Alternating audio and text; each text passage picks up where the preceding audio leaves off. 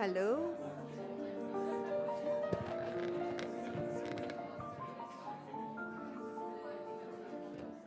Yes. Hello, good evening. I'm just trying the mic. Yes, it's working. Good evening, everybody. I see a full room. This enlightens me, of course.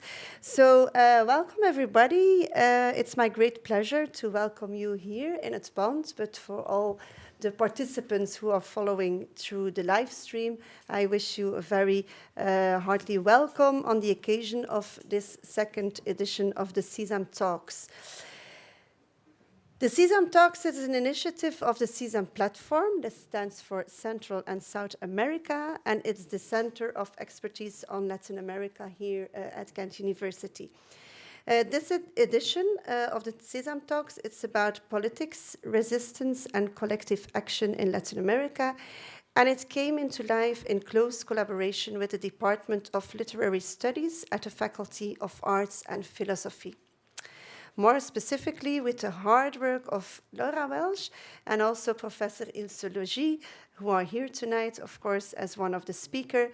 They are both from the Spanish department, so a big gracias to both of you for the productive collaboration.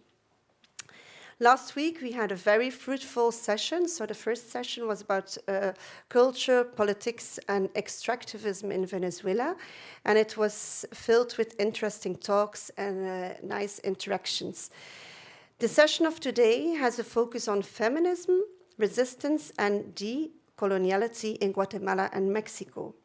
I'm sure we will leave the room tonight with new insights and a lot of reflections. I now introduce you to the moderator of today. It's Lisa Coudray.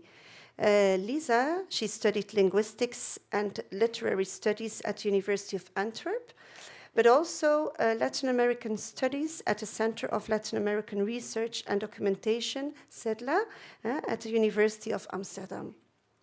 She worked for 2 years in Ecuador for the Belgian Development Agency in an intercultural health care program. Lisa writes about Latin America as a freelance journalist for Mo Magazine and is co-founder of the Latin America magazine Consentido. In 2018, she and her partner founded Mundana. It's a Latin American culture center in Antwerp. So with this background, I really believe that Lisa has the perfect skills to lead the session of today into an inspiring and interesting talk with our special speakers of tonight. It's Laura Welsh and Paulina Trejo Mendes. So Lisa, I give the floor and the whole evening in your hands.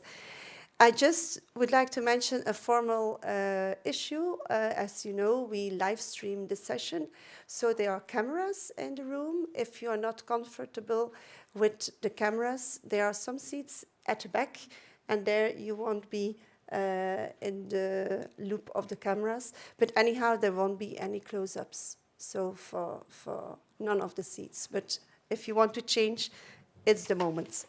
So Lisa, thank you.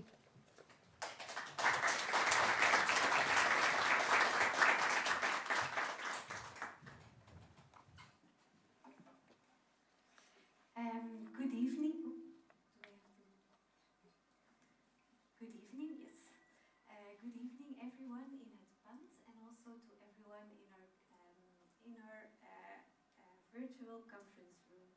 I'm very happy to welcome you tonight to our second session of the CESAM Talks, as I am to welcome our speakers of tonight, Laura Welsh and Paulina Trejo Mendes. Laura Welsh from the University of Ghent and Paulina Trejo Mendes, an independent scholar and artist. I will briefly introduce the overall theme of the CESAM Talks and the topics of tonight's session.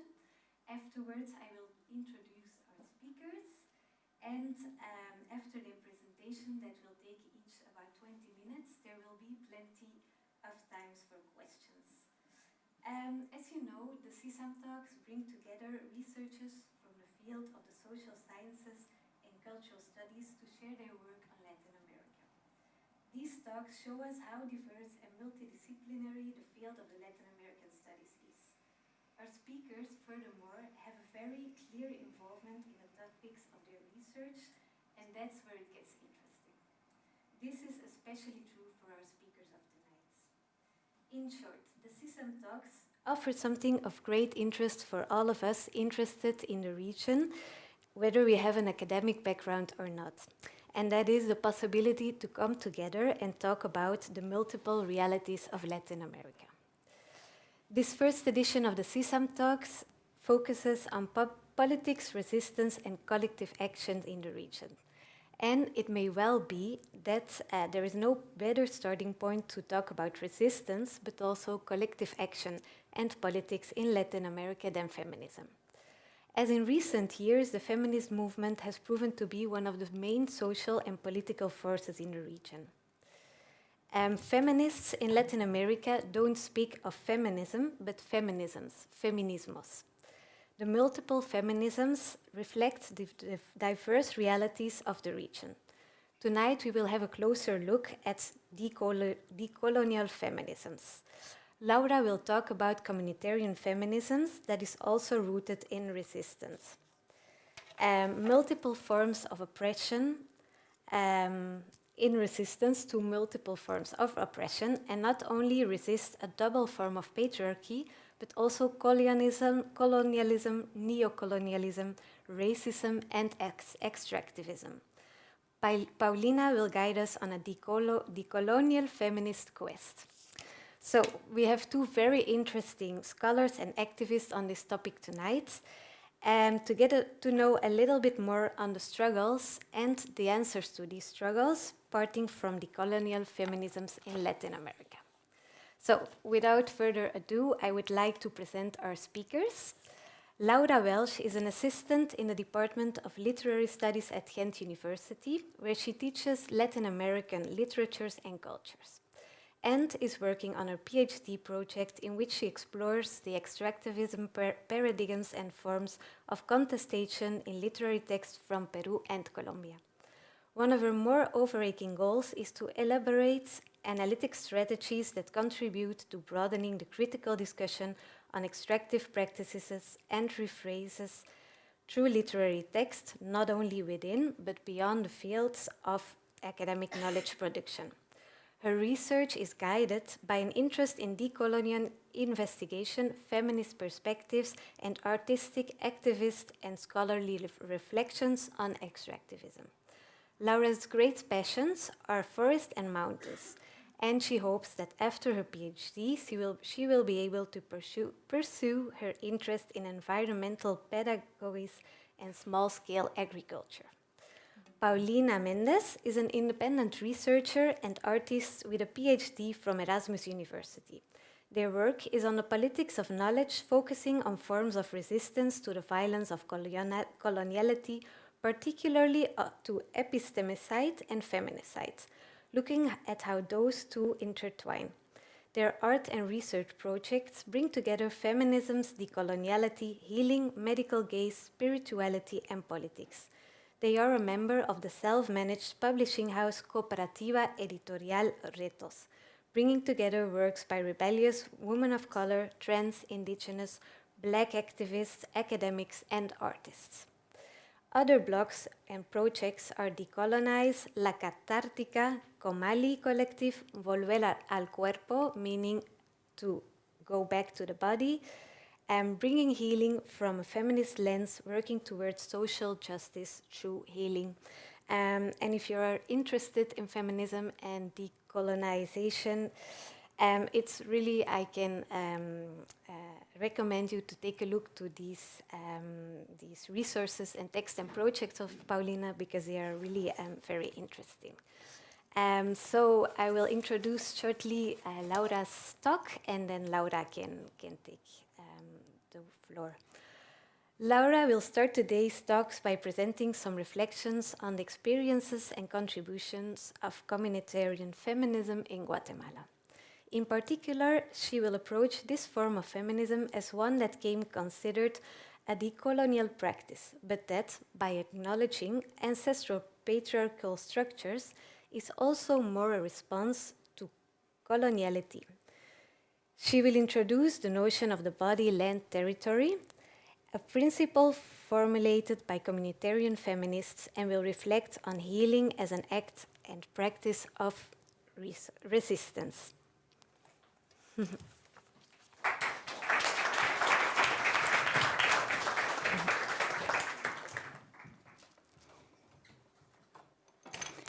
Muchas gracias, Lisa. Thank you, Lisa, for introducing me, and thank you so much, Barbara, for your work and for the very nice collaboration and for giving me the chance to be part of this project. So thank you, Barbara, and of course also the board, the CESAM board, that has supported this initiative. And many thanks also to my boss, Ilse Lushi, for the collaboration and the support. So I, oh, yes. I will start with my presentation then. As the title already shows, Reflections on Communitarian Feminism in Guatemala, in my presentation I will not talk about feminisms, or, different feminisms in Guatemala in general, but I will focus on one form feminism can take and has taken in Latin America. This is communitarian feminism. The Guatemalan communitarian feminism I will reflect on today is a particularly interesting case given the epistemic and practical proposals that this feminism has made and that have also been taken up by feminist and decolonial scholars, among others.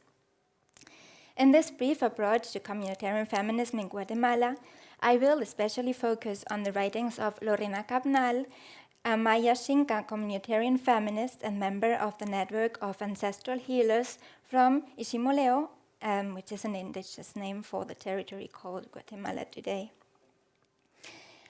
I will, as Elisa said, approach this form of feminism as one that can be considered an expression of resistance or, if you will, decolonial insurgency.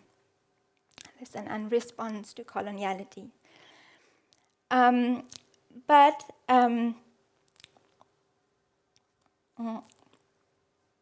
It's an expression of decolonial insurgency that also acknowledges and denounces, and this is the important point, ancestral patriarchal structures. And thus, I think it is also more than a response to coloniality. And here it gets really tricky and a tough topic. And I actually hope that we'll have some discussion on that after our presentations. In my talk, I will refer to the notion of the body-land territory that emerged from within communitarian feminism in Guatemala, and I will reflect on healing as an act and practice of resistance. An act of resistance to, that is, to violence, dispossession, domination, and the erasure of life, bodies, and knowledges linked to extractivism, coloniality, and patriarchy, but also an act of resistance for the resurgence and recovery of life and towards new ways of coexistence. This double understanding of resistance, resistance to and resistance for, I'm taking here from Catherine Walsh, who is an important decolonial scholar and activist. So, communitarian feminism in Latin America can be considered,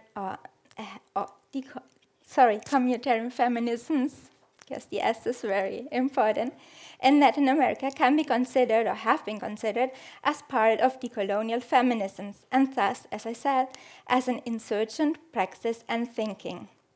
Later on, I will complicate that a little bit when I speak about Lorena Cabnal's elaborations. The term insurgent is also taken from Catherine Walsh, who I just mentioned.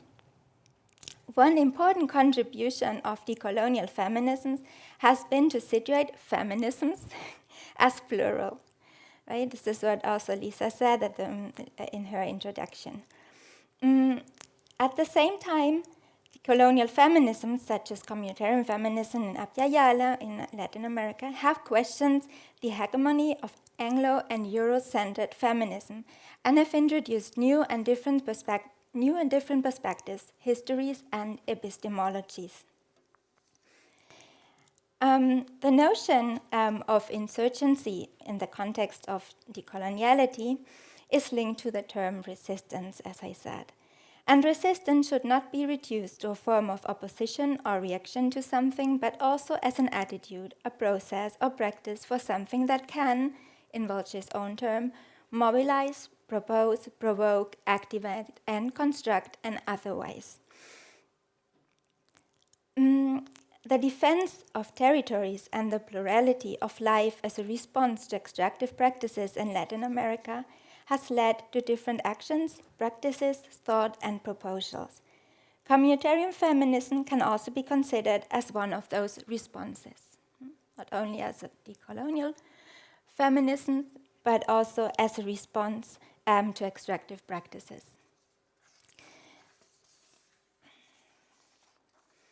As has been very well documented by the World Rainforest Movement, the defenders of land and women's life and rights in Latin America have shown that the practices of dispossession, which also implies displacement and condemnation of their territories, cannot and should not be delinked from patriarchal violence against women and from gender inequalities.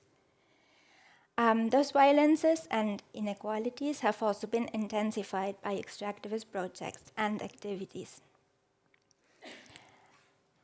The World Rainforest Movement is actually worth having a look on it regarding communitarian feminisms or decolonial feminisms in Latin America. They consider the connections that especially communitarian feminists draw between bodies and territories as one of the main contributions of the struggles of women and feminist defenders of land and common goods in Latin America. Here, the notion of the body, land, territory that has been formulated by communitarian feminists in Guatemala comes into play. The notion of the body, land, territory, el territorio, cuerpo, tierra, points to a two-dimensional struggle, the defense of the territory body and the territory land. Before talking more about the body, land, territory, and specifically about Lorena Capnal's thought and proposals, I want to stress another important aspect of communitarian feminism in Guatemala, one that can also be found in other places, of course, especially in Bolivia. I'm referring to the acknowledgement of the existence of ancestral, patriarchal structures and forms of oppressions within indigenous communities today. A form of patriarchy that is not linked to colonization, but that is pre-colonial and thus ancestral. Through colonization, however, ancestral patriarchy has become interlinked with patriarchal structures and oppressions rooted in the colonizers' cultures, and has also generated new and different forms of oppression. Julieta Paredes, a Bolivian Aymara feminist, activist, and artist, coined the term entronque patriarcal, which refers to that linkage between patriarchies of different origins. Lorena Capnal, based on an analysis of indigenous cosmogony, especially that of her own Maya and Xinca cultures, identifies what she calls an ancestral original patriarchy. I will come back to that in a minute. For now, let's say that Paredes and Capnal, two communitarian feminists from Latin America, have both contributed to making the debates about patriarchy and gender in colonial contexts more complex. What is especially interesting about their cases is that they do that work, this complication of the relation between patriarchy and gender, they do that as indigenous women from within and inside their own communities. In the case of Capnal, in an early stage of her work and activism as a communitarian feminist, this meant actually expulsion from her Xinca community and persecution. This denunciation of ancestral forms of oppression and gender hierarchies within indigenous communities is, as I said, a tough and complicated issue. But I think it is also challenging for decolonial investigation. Capnal and Paredes are not the first and only ones who point to ancestral patriarchal structures, but they make their analysis part of their decolonial insurgency, if you will, and their situated decolonial feminist epistemology. And that is, I think, a challenge for thinking about feminism in the context of decoloniality. I should add here that Capnal herself is not identifying herself as a decolonial feminist, stressing the fact that her struggles, thinking, and practices, although they include responses to coloniality, obviously, also point to something beyond coloniality. I leave it here, but maybe we can talk about that later. Would be interesting to hear also your thoughts on that.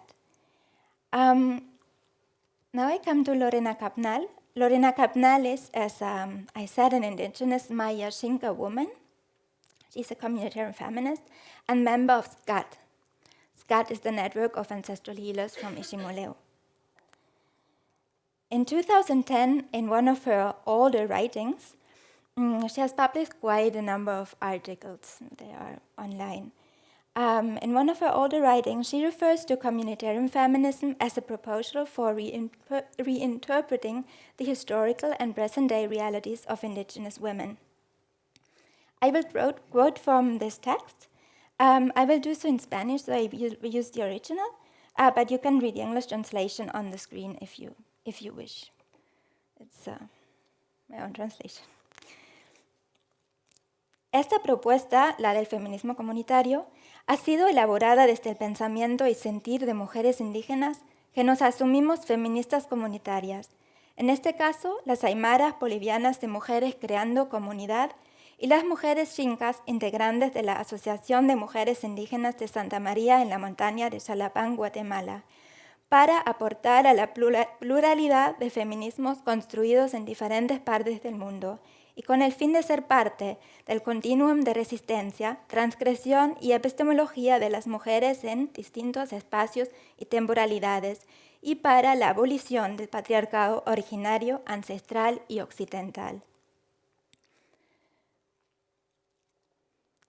As I said before, an important aspect of the communitarian feminism Capnal identifies with is the claim that the multiple violences against indigenous women include and transcend the violence imposed by colonialism and colonial patriarchy. The starting point for Capnal's analysis of ancestral patriarchy was the cosmogony of her Maya and Xinca cultures. She reflected on the duality and complementarity as the basis for harmony between different elements of life and the cosmos. And she realized that this duality and harmony was based on the idea of a heteronormative human sexuality. Thus, she concluded that in order to maintain the harmony between the elements of life and the cosmos, a certain order has to be maintained and reproduced through rituals, traditions, practices, and knowledges that are based on a heterosexual mandate, which can be especially oppressive for women. The original ancestral patriarchy, according to Capnal, was then re-functionalized by the penetration of the Western patriarchal system and has created new forms of oppression, now especially marked by racism as a fundamental logic of coloniality. As I said before, the struggles of communitarian feminism described by Capnal are two-dimensional. Women defend their territory land and their territory body. These two dimensions are expressed in a central principle formulated in 2007, that is, the defense and recovery of the body, land, territory. In the article from 2010 that I already mentioned, Capnal stresses that she not only defends her territory land because she needs the natural goods for living and for ensuring a life of dignity for other generations, but the idea of the recovery and defense of the body, land, territory also implies the recovery of her dispossessed body in order to give and feel joy, vitality, pleasure, and to build liberating knowledges for decision-making. So she links the defense of a territory body to the defense of the territory land, considering that the body needs the earth for its existence. Veronica Gago, an important feminist scholar and activist who focuses especially on the notion of the body territory. So like one part of that principle used especially by communitarian feminists from Guatemala. And Gago stresses that the idea of the body territory, that is, the body as territory, is a very combative and active side. It is a territory of care, of defense, of healing, and of strengthening. Thus, the notion of the body territory does not re-victimize women, but instead stress their ability to recover and resist and build and otherwise.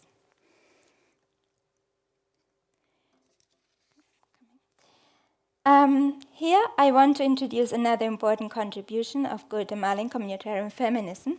That also brings us to the end. I'm referring to SCAT.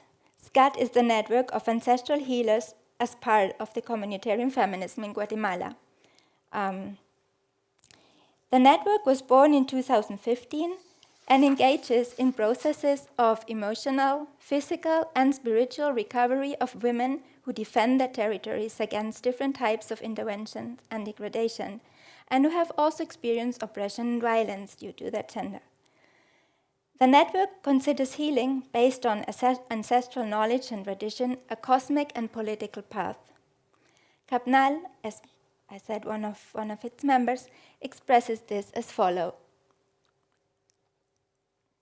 Again, I read the original, and you can read, if you wish, the English translation.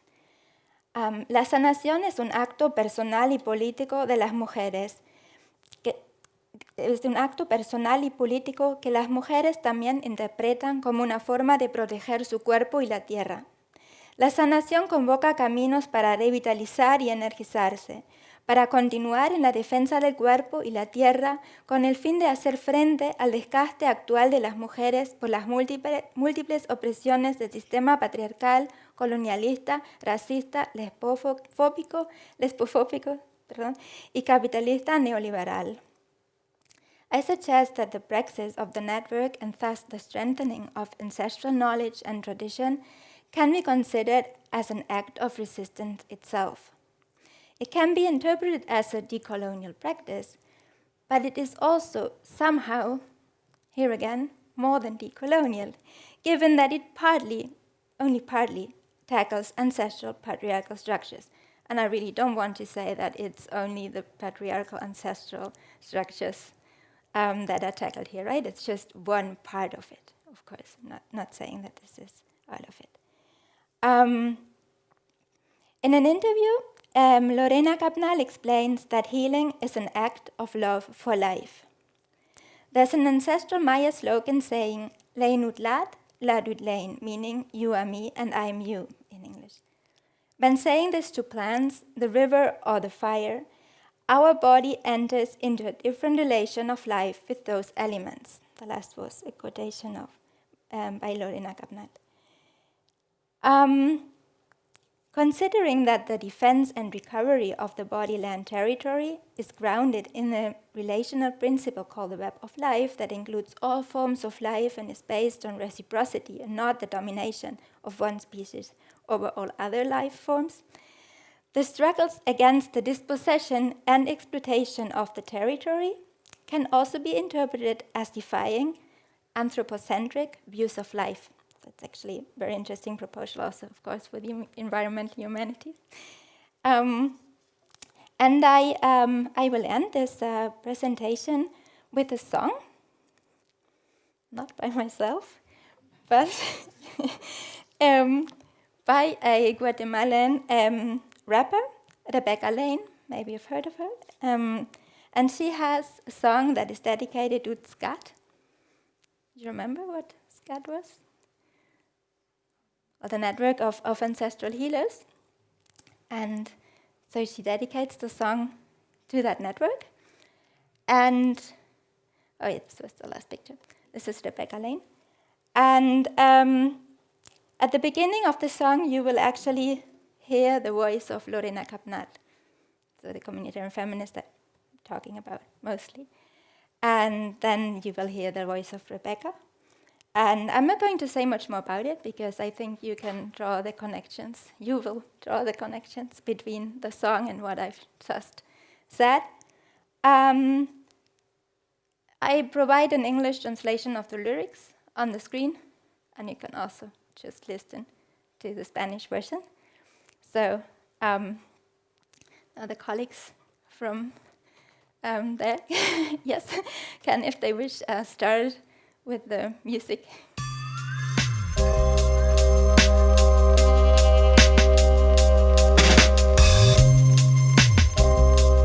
Creo que ser mujer feminista comunitaria es una transgresión. Es una transgresión porque rompe el prototipo de mujer tradicional indígena y te pone a traer también elementos de un análisis profundo de la vida. Con la energía vital de las ancestras, de las mujeres que caminan con mujeres, las sanadoras que usan sus poderes, de las que tejen con su energía de selva, las que convocan libertad con su palabra, las que convocan la defensa de los cuerpos, las que unifican la energía de Abyayala, el agua, la tierra, el cielo, el fuego, las que caminan entre valles y montañas, las que escuchan el espíritu del río, las que nacen con el sol cada mañana y siguen vivas a pesar del genocidio. La sabiduría, la red de la vida, la energía que transforma odio en alegría, la valentía de mujeres combativas, la fuerza que da equilibrio y alegría.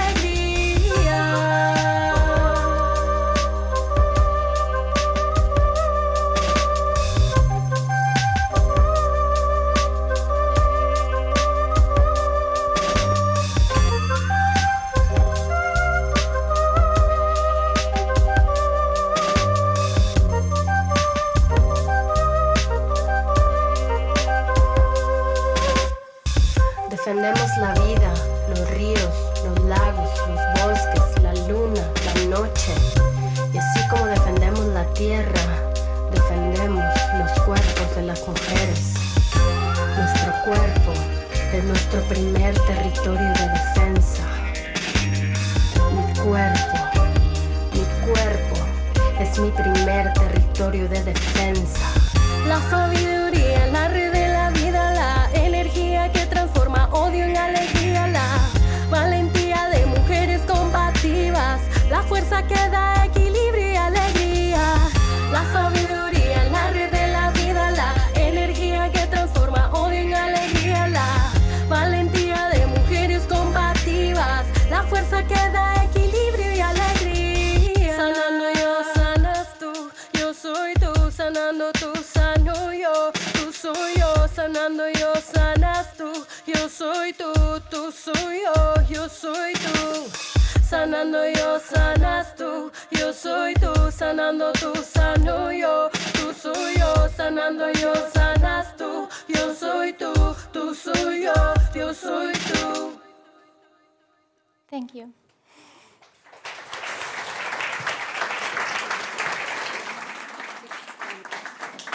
Venezuela, and it was filled with interesting talks and nice interactions. The session of today has a focus on feminism. Thank you so much, Laura. And from Guatemala, we will go on to Mexico with Paulina. Paulina's presentation is grounded on 5 years of research about forms of embodied and enfleshed resistance to coloniality, particularly to the violence of embodied and enfleshed erasure in Mexico. Intertwined with her personal experiences of dehumanization, fragmentation through the gaze of medical experts and interventions, her work looks into how erasures of ways of knowledge and being, this is epistemicide, anti-erasure of racialized, gendered, feminized bodies, feminicides, are being resisted. Paulina proposes a feminist decolonial approach that weaves decolonial methodologies in search of doing research that delinks itself from the dominant gaze while at the same time localizing it localizing it. Thank you. Paulina.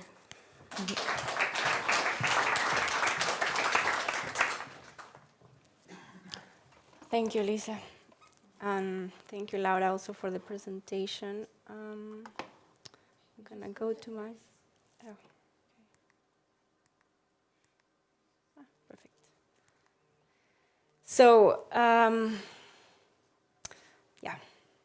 I will start by situating myself and sharing a few things about me and about my work. Because my work crosses disciplinary boundaries, and it is always political, whether it is artistic or academic, and sometimes these actually overlap. So some of the topics have been mentioned here as well: the healing endometriosis, medical gaze, feminicide, epistemicide, the coloniality, spirituality, and Latin American feminisms. So when I was doing my PhD, the first year of my PhD, I was living in the Netherlands where I studied, and I didn't have a scholarship, so I had many different jobs. And one of these jobs was to pose naked for an art class. And in that space, I was the only racialized person, which meant that the gazes were on me. But it turned out to be a familiar experience. And this was that they were looking at me without seeing me. They were portraying my body, and it was their perception of it.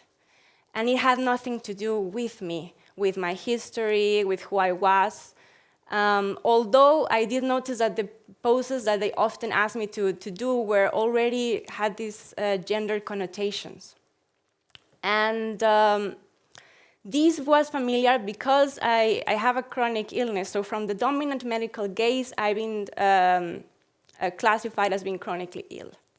And within my experiences of these medical interventions, they often looked at me without seeing me. And this also implied a fragmentation of my body, which was often reduced to anatomy and to parts and pieces that could be looked at separately. A body reduced to anatomy is also a body that is fragmented and also sometimes often understood as a machine. So the heart as a pump, for example. So what I did is that I took some of these paintings and I brought them with me to write my own story, to write my history, to paint my scars, to talk about the pain of being measured, of being categorized, of being fragmented through a dominant gaze. In this, I mean to go from object to subject. And it made me wonder whether we could separate the dominant gaze from the domination of specific bodies, particularly those that have been gender and racialized. And this will tie with my work. So, being in development studies and doing research, I started to ask myself how to avoid reproducing the gaze that fragments. Because I was in that position of doing this, of reproducing it as a researcher. My PhD, well, all my work is mostly on resistance, but my PhD specifically then focused on these onto-epistemic erasure. And this means the enfleshed, embodied ways of knowing resistance. So it's the forms of resistance that take place in the body because these forms of knowledges are also in the body. So let's think of, for example, oral knowledges that are passed from a person to person. So because I was in development studies, and development often, or most of development studies focuses on the Global South, it also made me wonder where are the epistemologies of the South in the production of knowledge about the Global South? And this is how I got into these colonial feminisms. And I hesitated about putting it in English because in Spanish we would say feminismos, in plural, descoloniales, also in plural, but the S in parentheses, it's important, it means something. Otherwise, if we take that S, it will say the colonial feminisms. And that's okay because there is also a plurality of the colonial feminisms. One of them particularly coming from Latin American thinking and theorizing. But these colonial feminisms do not necessarily agree or are taking that theory. These colonial feminisms imply a plurality of feminisms, a plurality of epistemologies, a plurality of bodies and of realities that are being theorized from those experiences. One of these feminisms would be communitarian feminisms that Laura talked about. So some of the characteristics that I found within this plurality of feminisms are that they recognize colonial legacies and racism in their analysis, that these are proposals that emerge from the margins, that their analysis that emerges from these analyses emerge from Latin American thinking and theorizing, and that therefore are non-Eurocentric analysis. Something that I want to say is that, yes, they don't necessarily agree within each other in how they understand or conceptualize patriarchy or gender, not even of when it originates. And these tensions, this is not about imposing one on the other, but it just reflects the pluralities of the region itself. So now I will move into decolonial feminism, and this one, it is specifically linked to the work of philosopher Maria Lugones, and it will be the one that I took in order to understand the dehumanization that I was observing implied in the erasure of specific knowledges and ways of being and the people that carry these knowledges. So decolonial feminism, Lugones she coins the term coloniality of gender. And again, this is a non-Eurocentric perspective of gender and of patriarchy. Coloniality of gender, this term, Lugones was influenced by two different theoretical currents and ideas. One of women of color, which she describes as a category that allows to build coalitions within difference. And they were often referred as third world women, those outside Western hegemonic feminism that always consider race in their analysis. And then the second line of thought would be by the term coloniality of power, which comes from sociologist Aníbal Quijano.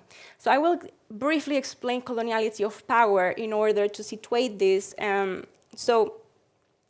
Coloniality of power implies a system of oppression that is global, that started when colonizers arrived to what they called Americas, and continues until today. So coloniality did not end with colonization. That's a different thing. Coloniality involves the classification, the social classification of people in a hierarchy. This hierarchy is based in terms of race. So this is where the idea of race becomes established as a social category of classification. It involves a Eurocentric global capitalism, so it means that capitalism and race are articulated within the system of power, and they are located historically in that same point in history, so where colonization starts, because it's what opens the global market, in which Europe is at the center. The market between also what became colonies and also from people that were kidnapped and enslaved in the African continent and brought as well to other territories. So Quijano asked who had historically engaged in paid labor.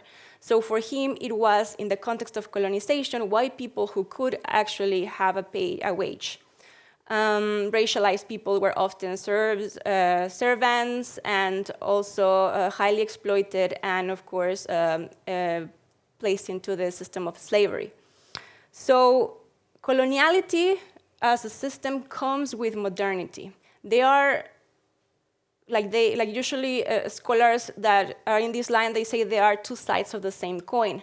Modernity being involving Eurocentric knowledge production, imaginaries, and the imposition of these knowledges, of these ways of being, and expanding becoming universal in the colonized territories, while simultaneously diminishing and erasing every other way of knowing that existed in these places, that all of a sudden become invalid or inferior.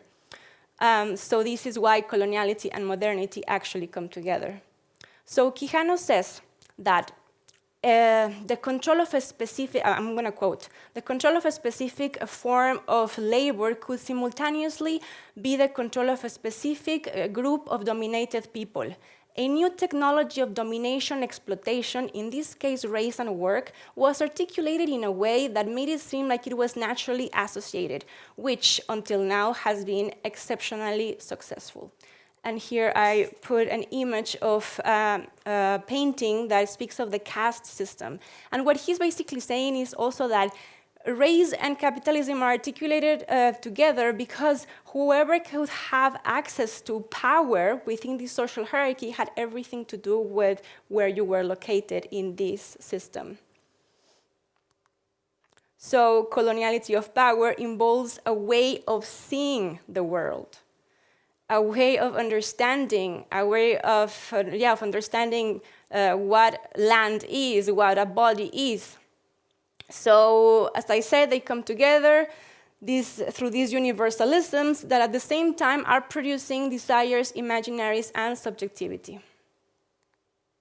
So Maria Lugones says, yes, this is actually very interesting, but she poses a critique to Quijano's ideas because within these universalisms, he took gender as a granted. And Maria says, yeah, no. Could we then assume that gender is, why would we assume that gender is universal and that it was there always? So she says that characteristics that were associated with women, like being feminine, delicate, weak, pure, actually applied to white women. Because those women who were racialized were constructed as masculine, strong, able to do hard work, and hypersexual. So she links gender and race in this system of power and as inseparable. So, and as being the ways in which the destruction, the dehumanization of those that inhabit a racialized body happened. So for her, gender, instead of marking, in a very simplistic way, the difference between men and women will be what marks the difference between human and non-human. So, these ideas are then important or relevant for my work and were the theories in which I was also framing my work, which was on the politics of knowledge. This is the title, Weaving Stories of Dehumanization, Erasure, and Resistance in the Highlands of Chiapas. And I put some photographs here that I took on my stay in San Cristobal de las Casas. Chiapas is in the southeast of Mexico, so it's actually bordering with Guatemala. On one side. And because of what I mentioned, and because of my work being on the politics of knowledge, it was, and my own personal experiences that made me reflect on the dominant gaze. I was also thinking of who has been historically producing knowledge about the other, and in this way, reproducing the other. Because it's been historically a very homogeneous group of people. And they have had the power of naming, of categorizing everyone else from that privilege. So I wondered how have some realities been produced as absent within knowledge and research, and what realities, experiences become visible through categories and research, and whether, if it matters whose gaze is creating those categories, or in which ways are the categories we use shaping the way we think about the world. That meant that I had a challenge, which was then to come up with methodologies that could be in line with decoloniality and with trying to not reproduce this gaze. So Encounters is one of the methodologies that I used and developed, and it's built on the work of researcher Larissa Barbosa, who spoke of her own fieldwork as encounters, and I quote, with people and with their knowledges, and about how researchers engage with these. I took Larissa's Barbosa term and I expanded it to include relating to the city and to its history, reflecting on that relation by making it explicit, and in relation to the colonial difference, which is the difference of those who have been historically dehumanized and those who haven't. It involves constant self-reflection on such relations and positionality. It involves non-guided conversations, looking but not observing, as a way to trying to be present and not disembodied, carrying my bias, my history, and unable to deny my privilege in that context. It involves self-reflection that involves antipensar along the process, which is sensing thinking, feeling thinking, and keeping a journal, recording some conversations, reflecting on what it means to do research and the terms involved in the process of doing so. So I did 2 periods of encounters from December 2015 to April 2016, and in February to April 2017 in San Cristobal de las Casas. So, as I mentioned, sentipensar, or sensing feeling, in my work was both a methodology and an epistemology. And it comes from a Mesoamerican notion of body where heart and mind are not separate. And again, this linked to my first question that I share with you into where are the epistemologies of the South in the production of knowledge about the Global South. So for my work, I went to a Hospital of the Cultures, Hospital de las Culturas, which is in San Cristobal de las Casas, the first hospital that was supposed to incorporate traditional medicine with a biomedical perspective. What that meant is that they created a traditional medicine ward that was for midwives to do their work, to help deliver babies.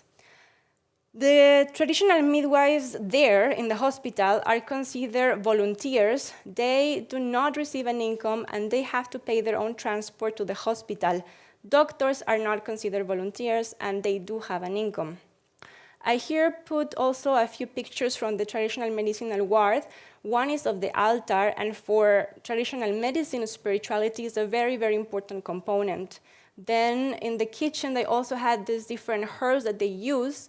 And of course, there is this link always with traditional medicine and the environment, the plants, and a lot of knowledge that is knowledge that has been passed on also through generations about which plants to use and how and why. Trainings for traditional midwives were a requirement for midwives to work in these institutions. And they were operated by health institutions that are based on scientific knowledge offered by doctors or others that are also trained under scientific knowledge. And there was no requirement for doctors to learn from midwives at all. Trainings require that participants read and write.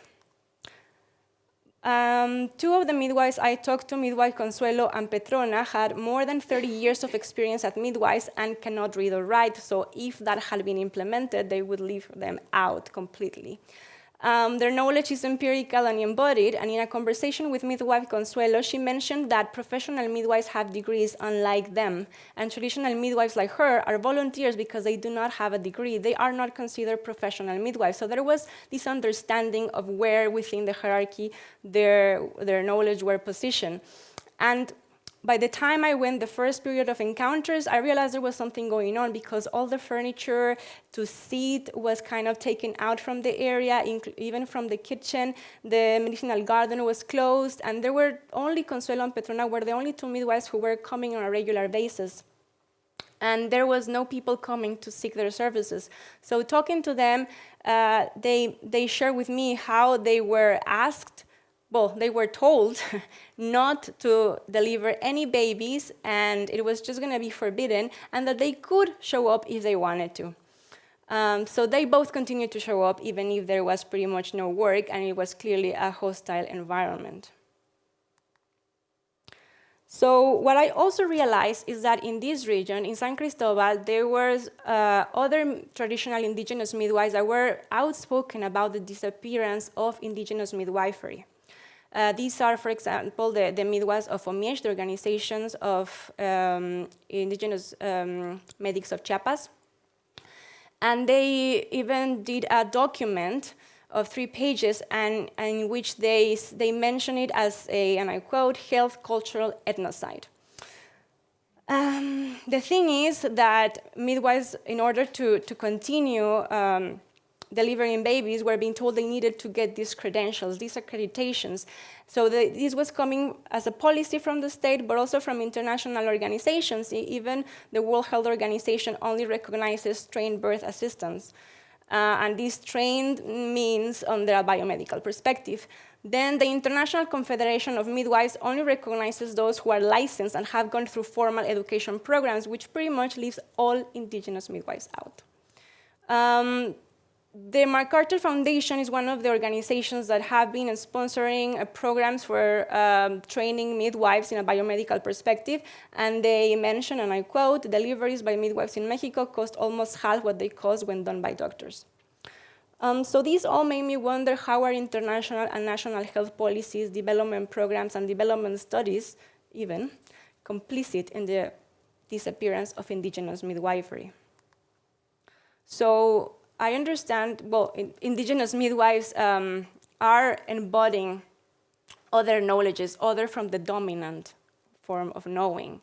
And their stories are the stories of people whose colonized, racialized gender bodies have been resisting epistemicide, this form of erasure, in the context of feminicide, which is another form of erasure.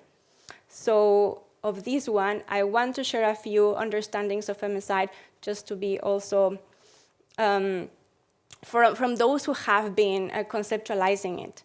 So femicide, the term came from Diana Russell and Jill Rafford, and it was coined in 1992, and it implies the killing of women through a feminist lens, which is understood as a gender form of violence. This was very important because all of a sudden we were not talking about homicides, violent homicides of a woman or a passion crime, but a gender crime. And then anthropologist Marcela Lagarde took the term femicide and turned it into feminicidio, feminicide, which is my translation. And this implies a structure of impunity that allows these crimes to repeat. So for Lagarde, these are state crimes. I want to bring also the ideas of anthropologist Rita Segato that speaks of new forms of war that are taking place on those bodies that are being destroyed. And these new forms of war are not the wars between states, but wars between different actors, including organized crime or transnational companies. Dr. Julia Fragoso mentions how what is killed is also the cultural construction and meanings of these bodies. So because I was looking into embodied forms of resistance to this violence of erasure, I also consider hip-hop in my analysis, particularly as an embodied resistance to the violence of erasure, particularly the work of batallones femeninos, or feminine battalions, who they call themselves Las Vivas de Juárez, which means those who are alive in Juárez. And Juárez became infamous almost 20 years ago because of the cases of feminicide. And this is a city in the north, in the border with the US. Silvia Londoño mentions that the work of batallones femeninos, but also how they call themselves Las Vivas de Juárez, is also a political, and I quote, a political act of vindication of their voices, their lives, and their bodies. Batallones femeninos also travel in different parts of Mexico, but have been greatly influenced by the politics in Chiapas, in the same region, especially by Zapatismo. So it's also important that they are opposing a political analysis of their social experience through their songs, through their performance, but they are also doing actually workshops on gender violence. And I did not put the translation of that. song, but well, you can look them up. So I've also started to understand feminicide as this historical form of symbolic and material embodied erasure of those whose bodies have been racialized, gender feminized through Lugones' coloniality of gender, as a form of erasure that is linked to other onto-epistemic forms of erasure, precisely because it takes place on the body. So my take on this is to try to sentipensar, to feel, think through feminicide, to acknowledge the collective enfleshed pain and anger and refusing to reduce it to statistics.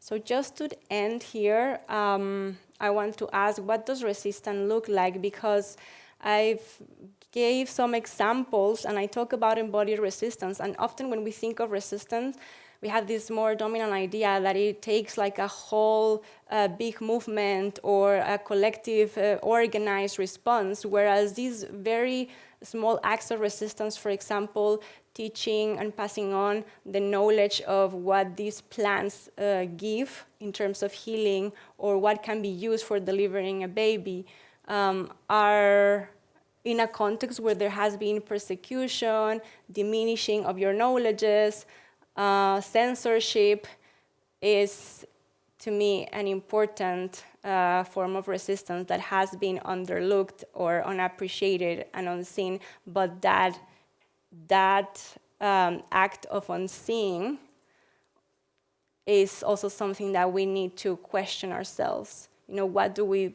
give meaning to? Is it always going to be to the big monuments, to the big things, and why? What are these telling also of the way in which we look at the world? So, thank you.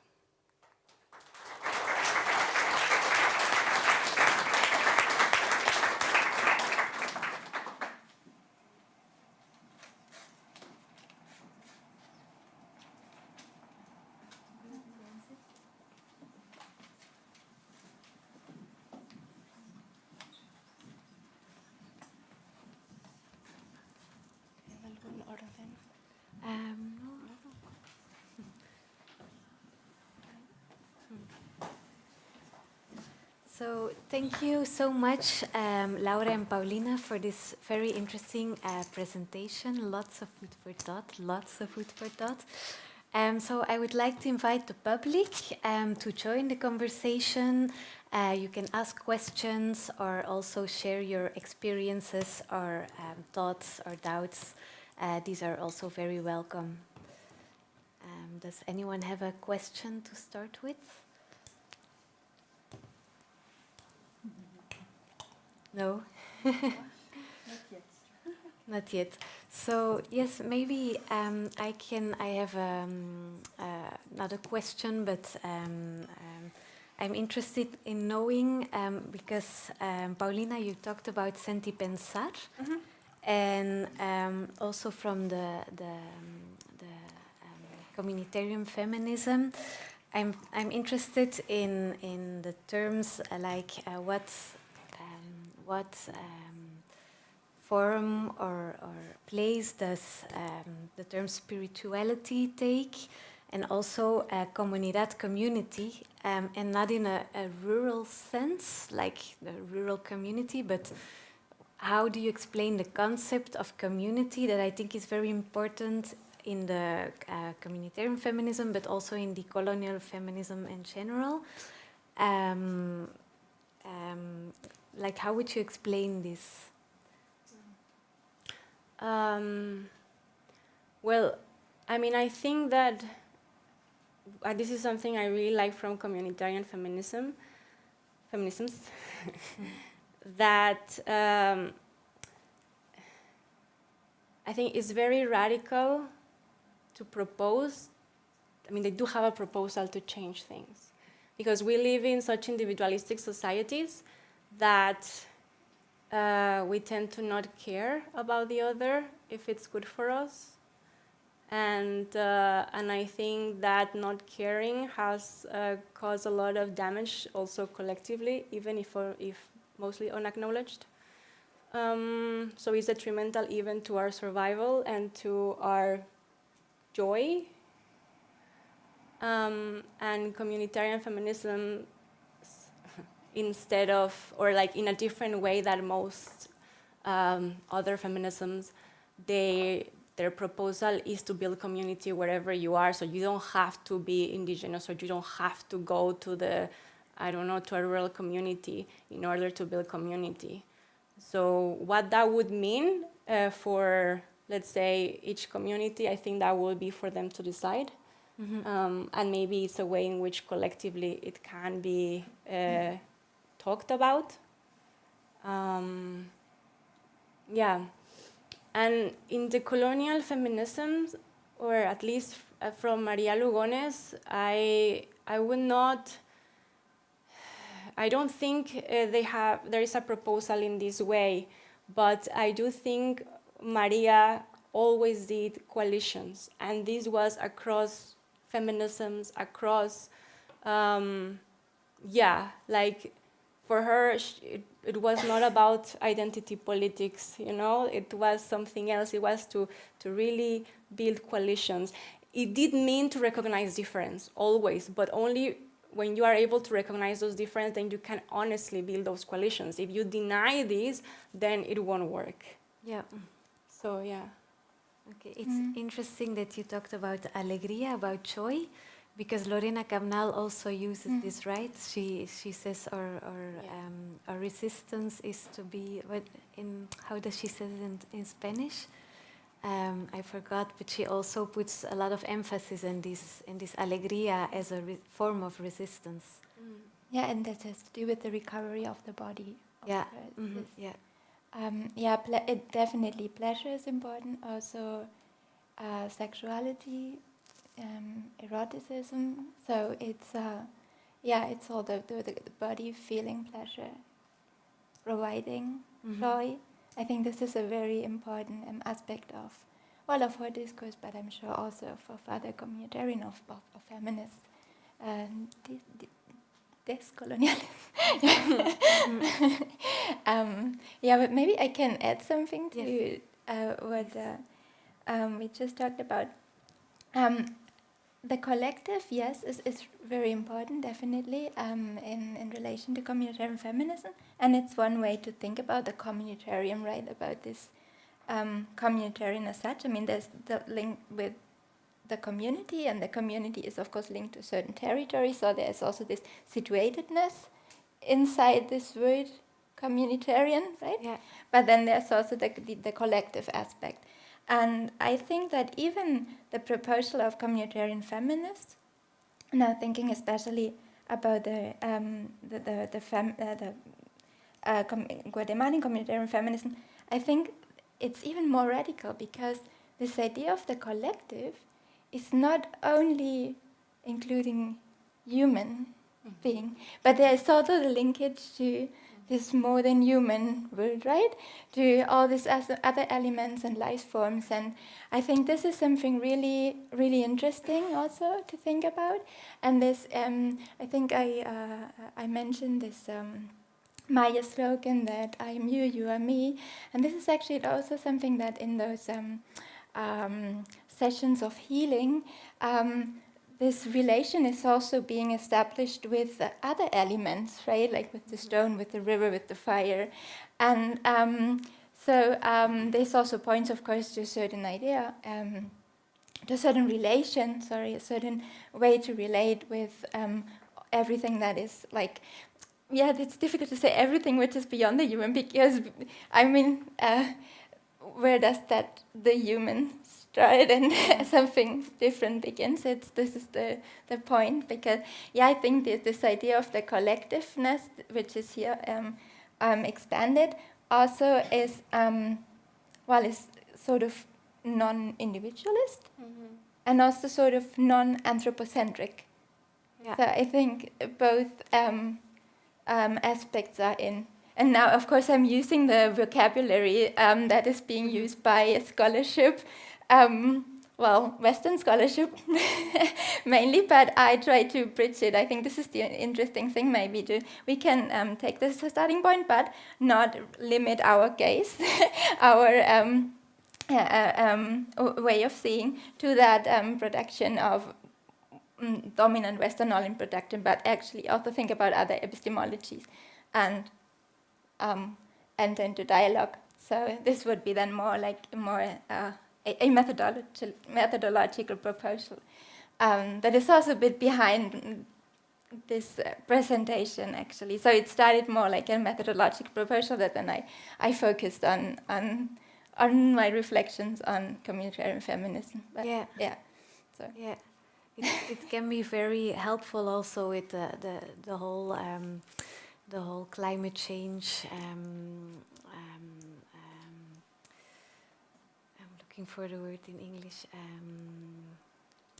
Like everything that's coming to us, it can be very helpful to take that other way of thinking and feeling and seeing, like being in a relationship with the non-human. Mm-hmm. I think. So, are there any more questions by now? Yes. Hi, first of all, thank you so much. I really enjoyed both presentations. And actually something that got my attention a lot was when you briefly, Paulina, I think. Thank you. Paulina briefly talked about encounters, which is something that I haven't heard before. And I was, I was very curious to hear your experience with this methodological approach, if I understood correctly. And if you can just talk a bit more about it. Yes, I mean, in my work, what it meant, as I mentioned, was to really locate myself with my own privilege there, being non-indigenous in a territory that is primarily a Maya indigenous territory from different Maya groups with their languages. I stated that, so to make it very explicit, but always along and in relation to the colonial difference, so making that also very explicit. So my knowledge as a researcher, as someone who was coming from academia, where was it located within this hierarchy of knowledge and of power, to also make that very explicit. Because in the end my work was about the politics of knowledge, but also the relating to the city involved then paying attention of how these histories were around me and what it meant for me to be walking in these streets. So then it took me to consider the walls. So I started paying attention to the walls and to see how resistance was also being portrayed in the walls. But then again, these walls were mostly of colonial buildings. And what did that mean? So when I went to the work of historian Andrés Ubri, then he spoke about how the city was founded by fear of colonizers. So they made, in a way, the landscape and some of the local indigenous peoples and the buildings that they built was already as a protection for them, being a minority there. So to consider all of these layers that were embedded in this history was also a way in which I broadened and I used the idea of the methodology of encounters. So, yeah. Thank you. Are there any more questions? Yes. What is the perception of the average Mexican on these feminist communities? Is there a lot of understanding what the collectives are about? What collectives? Like the feminist communities, how does the average Mexican inhabitant think about it, or? I'm not sure I quite understand. So, do you? Yeah, what's like the perception of the average inhabitant of the country? Is there a lot of acceptance or understanding in the broad public of feminisms in of general? The way of living, or? of the, yeah, indeed. I mean, there is different feminisms in Mexico for sure. Some people, or like a lot of people, ascribe to them, but not necessarily to either decolonial or communitarian.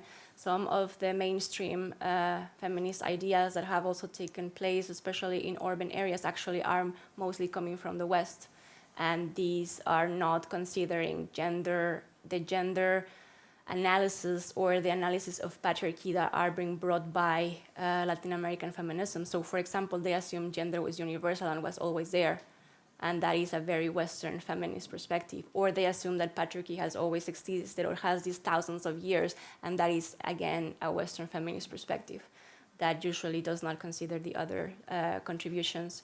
So I would say there are many, many feminisms in Mexico, and it depends where you go to, and yeah. So some of these contributions are because some of these contributions are challenging precisely these more mainstream feminisms. They might not be as easy to take by those who have been ascribing themselves to these other ideas, or that see gender in a particular way, or that their understanding of gender comes from this theory and they just marry to a theory. And I think what we can see from the plurality of feminisms that we brought is that it's not about marrying a theory, but it's about understanding the ways in which people theorize their own existence and their own realities and their own history. So we are looking into those specific histories, then we can see that there is a plurality, because obviously some of these ideas that might be very meaningful for people here that come from this Western theorizing may make no sense over there, because they are overlooking the specific histories and contextualizations from Latin America. Okay, thank you. But don't you think it's also about the claim? Sorry that I'm interrupting. But Yeah, what don't you think, like, I mean, depending on the context where you are situated, also the challenges regarding women's conditions are different, and so social movements also emerge around those challenges and organize themselves around those challenges. So, do you think it's the theory that those movements, say urban feminist movement in Mexico City, do you think they emerge? They are more like coming out from a theory, so from a certain way of thinking that could be dominantly Western, or the dominant Western way of thinking about gender, or is it rather their claims, their challenges, the problems they tackle, or that fuels their fights, or is it? I think two it's of both. them? Yeah. No, I think you're right. I think it's both, because a lot of the feminisms currently taking place, like, they are coming from the streets, they're coming from the fight. But I think something that often happens with feminism is that certain ideas are also taken or like theorized, that not necessarily only from academia.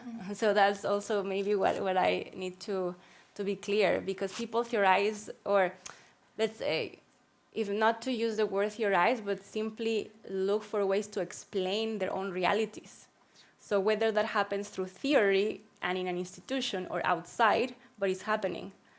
And it is coming, yes, from experiences of oppression, concrete experiences of oppression, which are not the same if you are a woman in a, let's say, a white woman in an urban area of Mexico City, that if you are an indigenous woman from territories that are being where people are being displaced by transnational companies. The struggles are different. The urgency of the realities are different.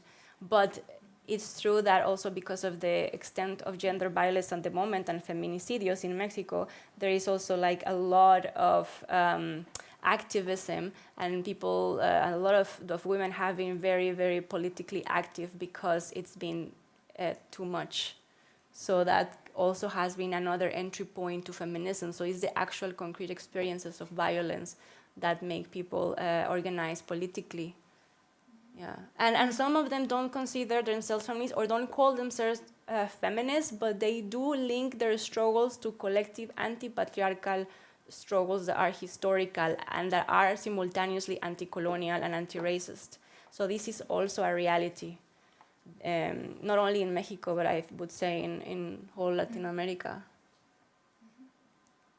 I don't know what you think about that.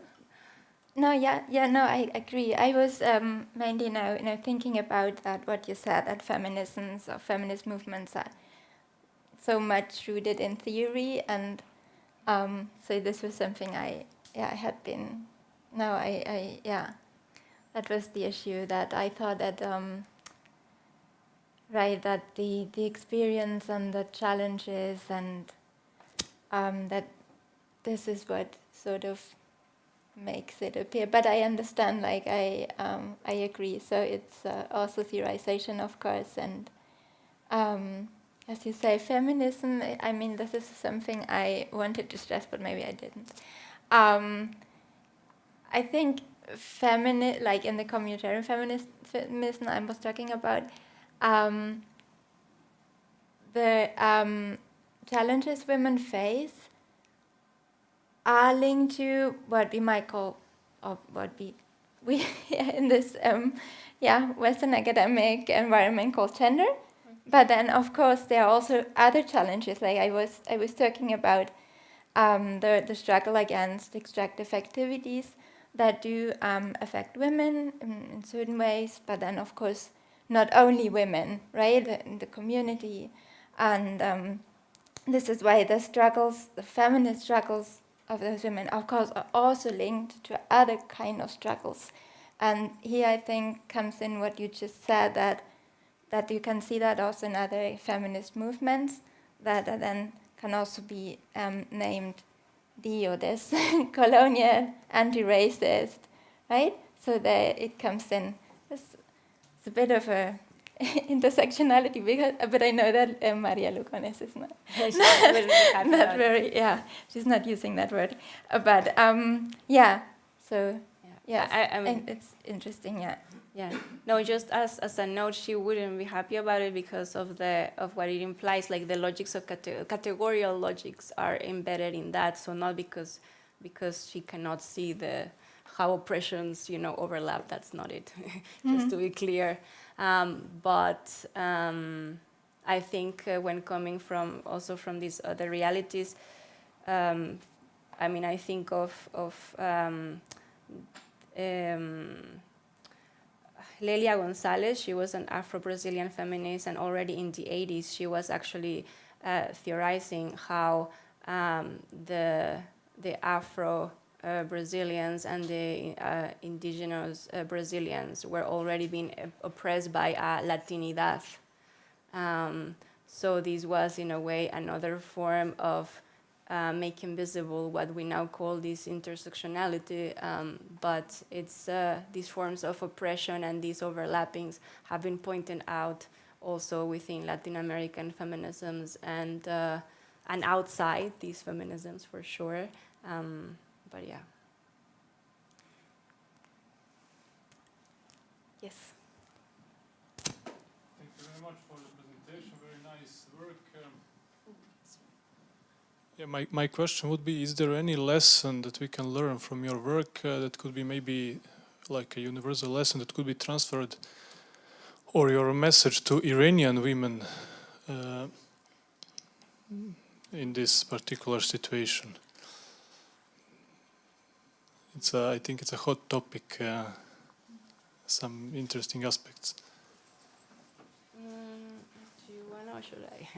You can try if you want to think about it. No, I think what I would say about this is that maybe to also consider the way in which we look at what's happening and what Iranian women are doing themselves. So I think the important lesson would be to see what they are telling us of how, and to not maybe try to name what they are doing or to recommend something because we are in the end outside of that context and of that history. But also, I guess, when it comes to women in general, wherever it happens, I guess that state tells you what you can or cannot do. Like, you know, that's not something particular of Iran, because that also happens here. And to also be aware of the ways in which we have come to associate with what a liberated woman looks like, because it's not going to be the same everywhere. And I say that because I know and many people that get confronted for the way they look in discriminatory ways that are just showing more of our own assumptions about them than of who they are. So that's what I would say. Thank you. We still have time for one or maybe two questions. It's almost 7:30. I don't know if anybody... I see a hand way in the back. Yes. Come with the mic.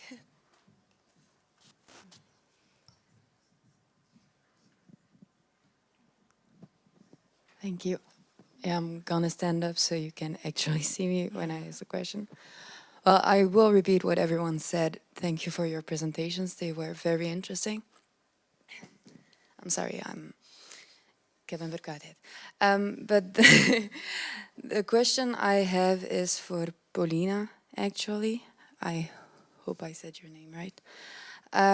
You spoke about the erasure of, more specifically, midwives in Mexico that have a practical experience, although lacking academical qualifications. But the fact that they do the same work and can achieve equivalent results, I would like to know if you know if there are initiatives to actually provide some sort of certificate that would maybe take into account their experience and how that could help them, even though this is a very Eurocentric view and maybe a bit beside the point and totally practical, see how maybe a separate certificate could help them get on the same level as midwives that would have followed the traditional, well, the academical formation. Thank you. Thank you for your question. Well, the trainings are a requirement already, so they provide the certificate that would allow them to work in these institutions, but the problem is also kind of even the logics behind those trainings, because in order for them to have to take a training, it means that their knowledges are being considered as inferior or as not enough, and they can only be enough if they go through the dominant way of knowledge or of knowing, which is academic. So the problem lies already in how we're understanding their capacities, their knowledges, because it's also linked to how we understand them as people. And the fact that they are indigenous in these territories, in this context, it means they've been experiencing these and other forms of violence for at least 500 years. So I think there is no way around it. These policies, in my understanding, continue to be a very racist, problematic ways of validating and invalidating entire groups of people. So yeah. Thank you. I think Ilse also had a question. Yeah, there are no other questions. The last one. Oh, yeah. Now, I would like to go back to that situatedness. At a certain point, you mentioned, Paulina, the Zapatista movement. Yeah. And I was wondering how the practice you were commenting on is related to Zapatism, to this Zapatist movement, because do they take up that legacy? Because if we think of Zapatism, we think also, in my perception, it is a rather, I have a rather masculine image of that struggle. Oh, okay. Well, no, actually, the first revolutionary law of women was created by Zapatista women already in the 90s. I mean, there was no other revolutionary movement that so far had incorporated women's laws as central to their movement. And it was a spokesperson, so the spokesperson, yes, the subcomandante Marcos, yeah, was a guy, is a guy. But that's a spokesperson, and I think that maybe... But he also has been criticized for sure. He's not indigenous.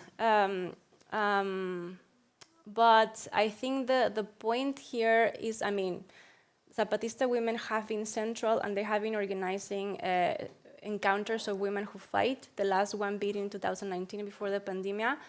And those encounters are like bring together thousands of women from all over the world. And for a few days, I was in the last one, and we were there, and there was absolutely no man. Even the choferas, the ones that take you, are women, and the men are somewhere else where they have to just like guard. And it was just a space for women to gather and to share not only their experiences of violence, but also these kind of rebellious and fun and resistance, and engage in sports and in art and in culture and a sharing, but also a space for even doing collective grieving. So I think they have and they continue to be an inspiration for many, many different movements, and for many different feminisms as well, including some of the network of these colonial feminisms, o de feminismos, la red de feminismos descoloniales. Yeah. Thank you. Do you want to add something? I thought maybe maybe this could be interesting for all of us. The issue with the S, right? With the feminismos descoloniales. And the translation into English, and well, you explained that it was a bit, you hadn't known if it was better to translate it as decolonial or like keep the S and then you use the brackets. And so I was wondering if you maybe, from your perspective as a researcher, artist, activist, linked to feminismos descoloniales, if you could maybe comment on that, I think. I mean, I in the end, I do link myself because there are many of the ideas that also influence my own perspective, work, and activism that come from those feminisms, either from the network of feminismos descoloniales, who clearly specify that they are not building on the theory of Maria Lugones. So just so you know, but also from Maria Lugones, and not only from her Coloniality of Gender, her previous work, there is amazing stuff that has been not so out there, and it should be, because it allows to understand ways of overcoming oppression collectively. I know it can be a bit theoretical because she was a philosopher, and that can get it's not the more digestible or approachable kind of work in this way, but she was also an activist, always was. So you can clearly see that reflected on her work. So I think I move around these different feminisms, and that's why I've come to understand the richness and the importance of not staying with one or the other or seeing what's best or whatever. I don't even think those logics should apply to these feminisms, because those logics are, these logics of imposing one idea over another, and at least that gives me like a little itch. So yeah. It expresses your position, right?